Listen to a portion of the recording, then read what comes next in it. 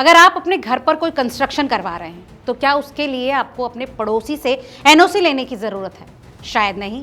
लेकिन दोस्तों, गुरुग्राम में अब ऐसा ही हो रहा है। यहाँ एक ऐसा खेल चल रहा है और ये खेल है पड़ोसियों के बीच, और ये पूरी तरह से लीगल भी है। दरअसल हरियाणा सरकार की नई स्टिल्ट +4 पॉलिसी आई है और इससे लोग अपनी प्रॉपर्टी पर 4 मंजिल तक बना सकते हैं। है ना अच्छी खबर? लेकिन इसमें एक ट्विस्ट है दोस्तों। चौथी मंजिल बनाने से प्रॉपर्टी की कीमत आपकी बढ़ सकती है, लेकिन इसी चौथी मंजिल को बनाने से पहले आपको अपने पड़ोसी से एनओसी लेना होगा। मगर दोस्तों, यहाँ पेच ये है कि ऐसा करने के लिए आपका पड़ोसी आपसे अच्छी खासी रकम वसूल सकता है। यानी अगर आपको अपने मकान पर चौथी मंजिल पर कंस्ट्रक्शन करनी है या फिर चौथी मंजिल बनानी है, तो इसके लिए आपको आपके पड़ोसी से एनओसी सर्टिफिकेट पर साइन कराने होंगे। ऐसे में कह सकते हैं कि इस साइन की कीमत लाखों रुपए तक हो सकती है। इस मामले पर इन्वेस्टमेंट बैंकर सार्थक आहूजा ने लिंक्डइन पर एक पोस्ट लिखा है। उन्होंने बताया कि कैसे गुरुग्राम के लोग अपने पड़ोस का फायदा उठा रहे हैं। वो लिखते हैं कि हरियाणा के नए नियमों के अनुसार मालिक अब स्टिल पार्किंग के साथ 4 मंजिल बना सकते हैं।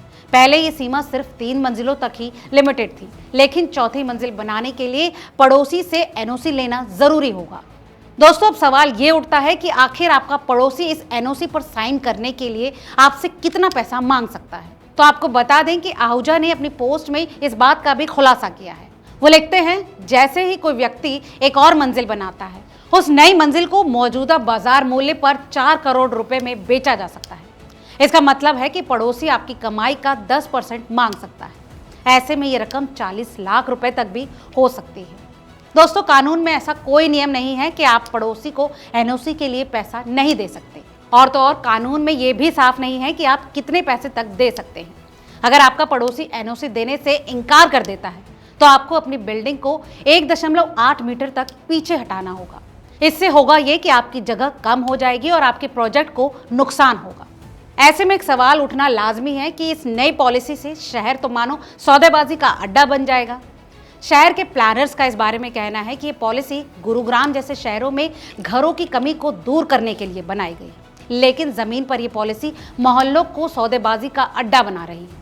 इस विषय पर आहूजा ने लिखा कि जैसे जैसे पड़ोसी एक दूसरे को जानना बंद कर देते हैं, ऐसे में ये बातचीत पैसे कमाने का एक मौका बन जाती है। इन सब के इतर दोस्तों, एक सवाल और भी है, क्या ये नई पॉलिसी लोगों के बीच प्रॉपर्टी के विवाद को और बढ़ाने वाली तो नहीं? आपको क्या लगता है? अपना जवाब हमें कमेंट करके जरूर बताएं। और अगर आप रियल एस्टेट की खबरों में दिलचस्पी रखते हैं तो रिपोर्टर जी चैनल पर रोज की अपडेट्स देखना ना भूलें।